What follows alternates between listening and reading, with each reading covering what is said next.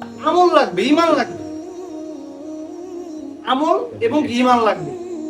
ঠিক আছে, আমরা দুনিয়া দাও এই যে মিথ্যা মায়া করি, আমরা কি করতেছি, আমরা কি হিসাব করি, কত তো নামাজ কামাই দিতেছে, কত কিছু হয়ে দিতে দেখা, আমরা কিন্তু কোনো হিসাবই করি না। আল্লাহ কোরআনে কি বলছে, ইয়া আইয়ুহাল ইনসানু মা গাররাকা বিরাব্বিকাল কারীম, হে মানুষ কিসে তোমায় আমার এই মন সম্পর্কে ভুলাই দিল। এটা চিন্তা করো, কিসে ভুলাই দিল?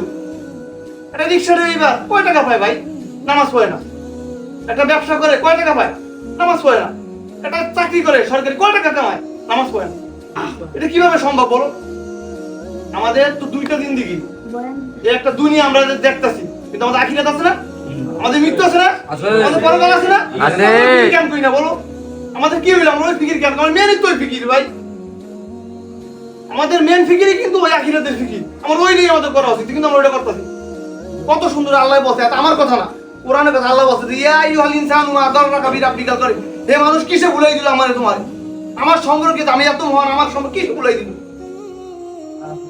তা আমাদের ভাই, অল্প কথা আমি শেষ করুন, আমাদের মেনে কি ওই আখিরাতের ফিকির ভাই। এই যুবক বয়স এখনই করা লাগবে। এই যে মুরব্বী দেখো দুইজন আসছে, এই যে এই বয়স হয়ে গেলে গা, আল্লাহ হায়াতে বাঁচেন এই বয়স পাই, এই যে ওই সময় কি এরকম জোর পাবো হন যে পাও, এখন যুবকরা সব পারে ভাই। এখনই হিম্মত করা লাগবে, এখনই নিজের ইমান আমলটা ভারী করা লাগবে ভাই।